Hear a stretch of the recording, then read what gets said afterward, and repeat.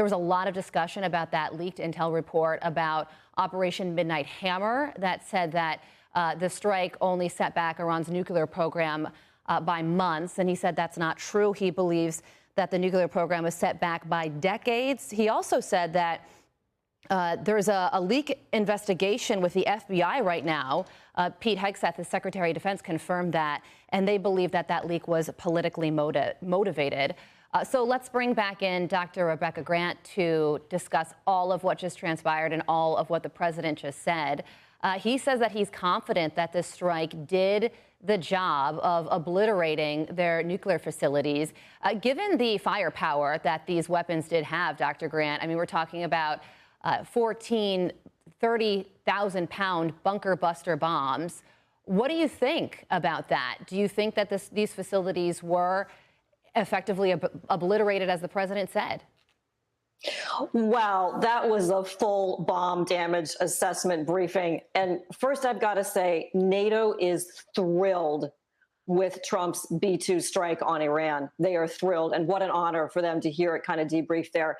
Key points, high altitude strikes, 52,000 feet. Clearly, Natanz, the conversion facility where 2 MOPS hit, absolutely wiped out. And then at Fordow, it was an underground inferno caused by the 6 MOPS going into each of 2 aim points. Thank you, weaponeering officers at Whiteman Air Force Base, 509th Bomb Wing, whatever captains and majors you are that did that. You got it perfect. And that means that it is basically a burned out rubble. He talked about seeing the flares of that fire up around the surface. So much that he told us. And it really backs up his statement that that facility was obliterated and that Iran basically cannot enrich and continue with a weapons program at this point. So cannot is one thing, don't want to is another thing. Yet the president did say a number of statements alluding to the fact that Iran doesn't want to keep enriching. He said the following: I think they've had it, not going to do it again. Last thing they want to do is enrich. They're not going to enrich. So basically reassurances that they are not going to build a bomb. What did you make of that?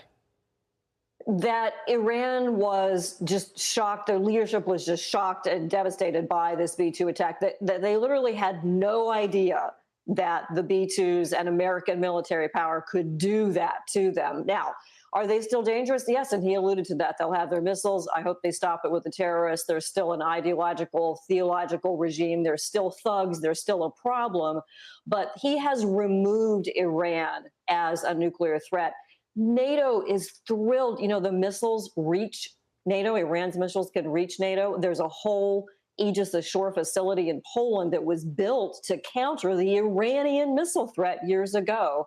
So this is just, it is a complete change. He has taken out an emergent nuclear power and the whole world is safer. And the NATO allies are really glad to have President Trump's leadership and glad to have that U.S. military leadership where it really brushes away the shadows of Afghanistan and so much else. Yeah, and it seems like, Dr. Grant, that the president is getting heated about this leaked report because, like Defense Secretary Hegseth said, he believes that it's politically motivated. But also, it seems like the president feels like this reporting discredits the fighter pilots that completed this mission. And he has given them credit for doing just that. And then at the end of these remarks, what was brought up was the Gaza hostage situation, which is still ongoing.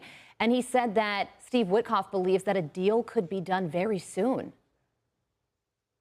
Yes. Well, remember, Iran was instrumental in the October 7th, 2023 attack. I think what we're hearing is President Trump believes that the U.S. now has the momentum in the Middle East. They've gotten rid of Iran, and he's hoping that momentum will carry through to getting Hamas to finally agree to the hostage releases and to that next phase of the ceasefire, and then hopefully to a redevelopment of and better future for the Gaza area. Yeah, and Dr. Grant, I've been wondering that when the United States negotiates with Iran, which is something that will happen, could the Gaza hostages be a part of their negotiations with Iran?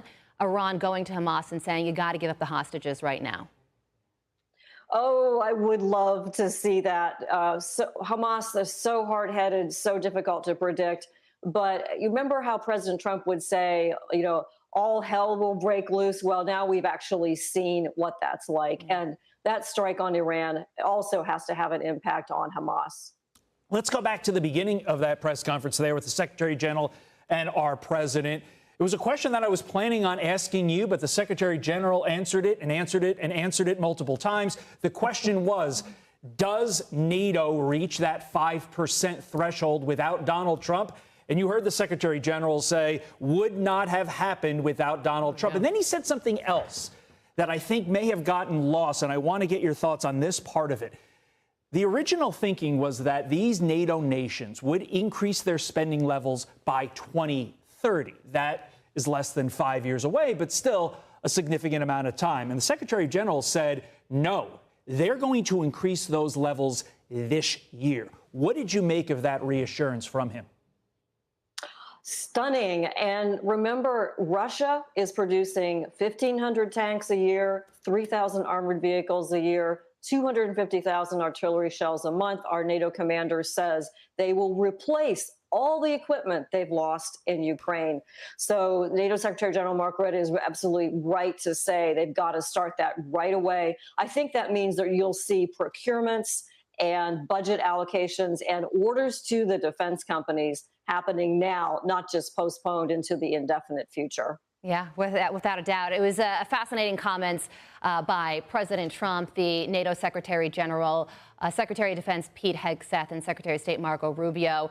We thought it was just going to be a simple pull-aside and photo between President Trump and the NATO Secretary General, and we ended up getting a lot of information that we will be analyzing and discussing in the days to come. Dr. Rebecca Grant, thank you so much for joining us this morning to kick us off. We appreciate it. Thank you. You're very welcome. I'm Steve Ducey. I'm Brian Kilmeade. And I'm Ainsley Earhart. And click here to subscribe to the Fox News YouTube page to catch our hottest interviews and most compelling analysis.